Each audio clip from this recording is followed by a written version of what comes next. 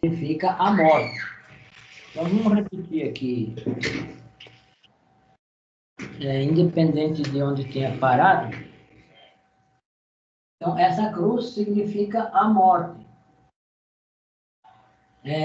A morte na cruz, a morte na prática sexual, que é a prática onde só se vai trabalhar com a morte.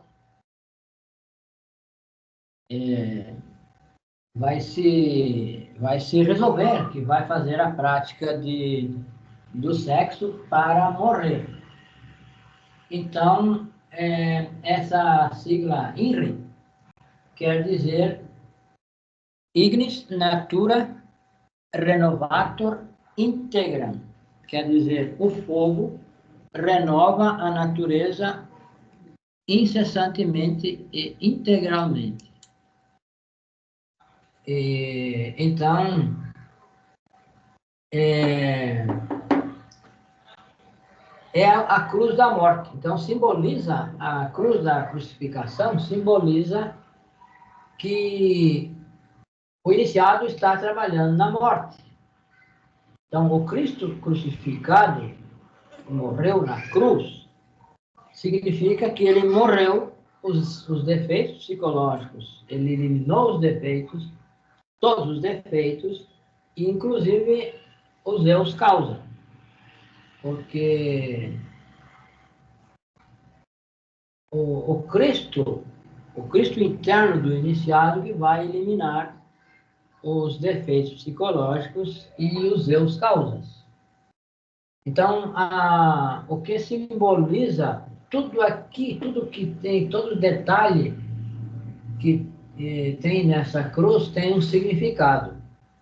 Por exemplo, os pés do Cristo na cruz, no crucifixo correto, está o pé direito sobre o esquerdo, que significa que o bem vence o mal. Também a cabeça do Cristo tem crucifixo que está assim, caída, e tem crucifixos que está levantada, firme, olhando para frente. Também significa, o correto é o pé direito sobre o esquerdo e a cabeça levantada, que não, a cabeça caída é o Cristo derrotado. Então, não sei se foram feito esses crucifixos maldosamente, maliciosamente, ou por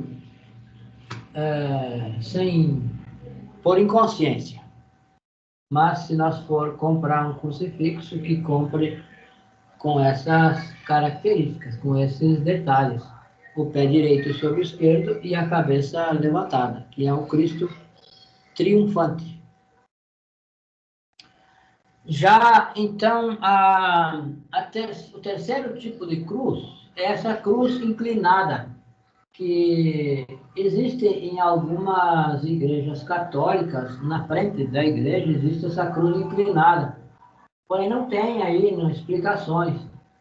Inclusive, eu pensava, o que significa essa cruz deitada aí? Significa o iniciado carregando a cruz, que ela vai assim, ele vai arrastando, ele vai levando. Então, essa parte aqui vai arrastando. E o Cristo, o Mestre Jesus, lá no drama cósmico, ele carregava a cruz e ele caía com a cruz, porém não largava a cruz. Ele não soltava a cruz. Significa que ele que era pesada, que ele sofria para carregar, mas ele não abandona, porque essa cruz significa o sacrifício, que é o sacrifício pela humanidade, que é o trabalho de entregar o ensinamento à humanidade. Então, por mais dificuldade que o iniciado tenha, ele não deve abandonar o trabalho.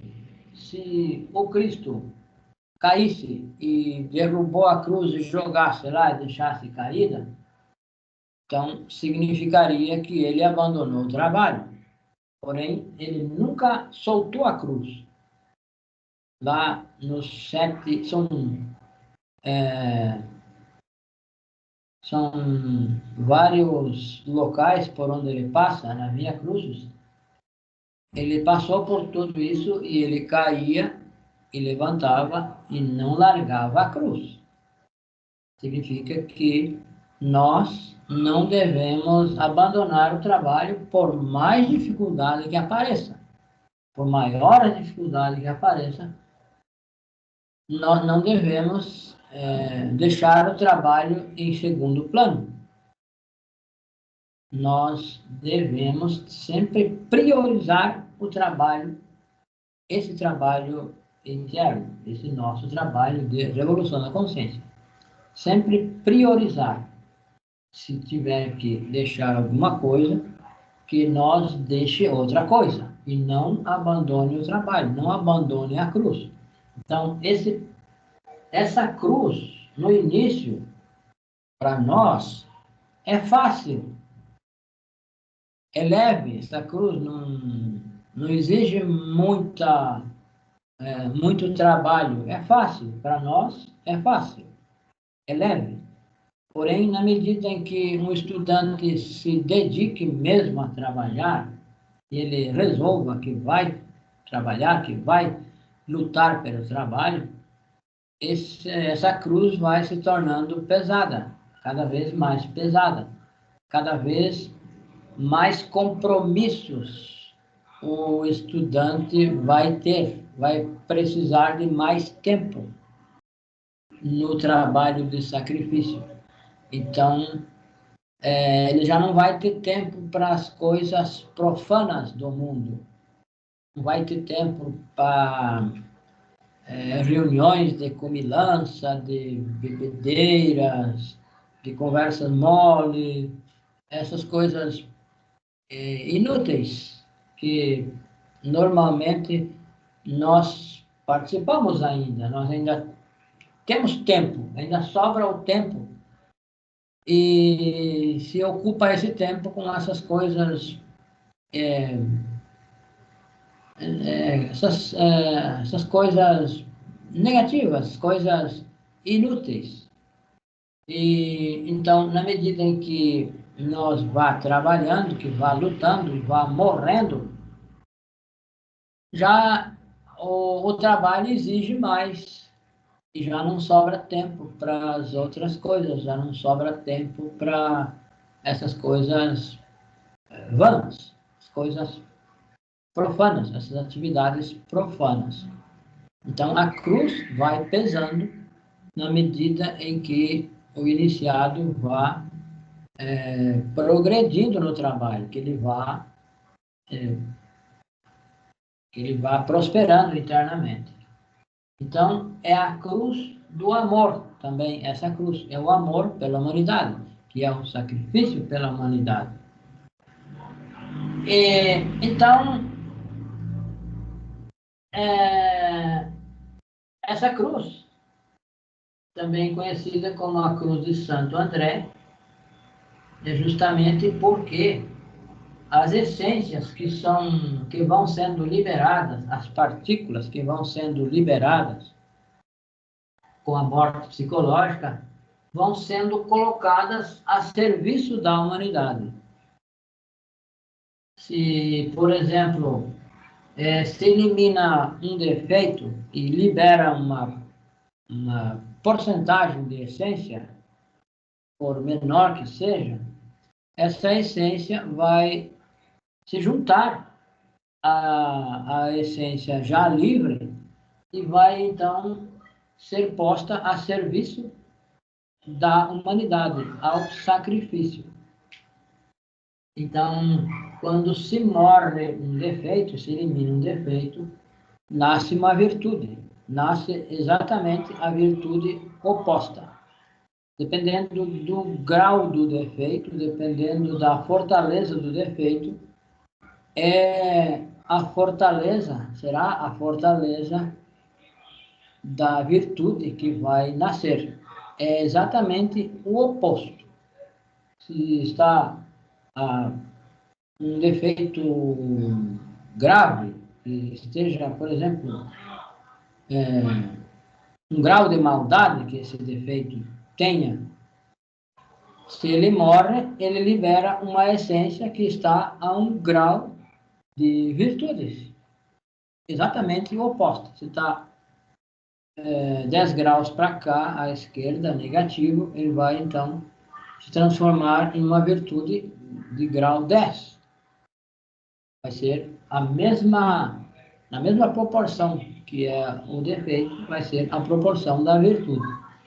E essa virtude vai ser posta a trabalho, a serviço da humanidade. Então, a cruz vai pesando na medida em que o iniciado vai progredindo no trabalho, vai aparecendo mais coisas, vai aparecendo muita coisa para fazer. Então, enquanto nós estamos dessa forma, não temos muito o que fazer.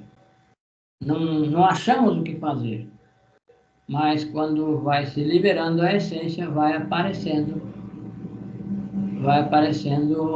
trabalho, serviço, o que fazer, vai despertando,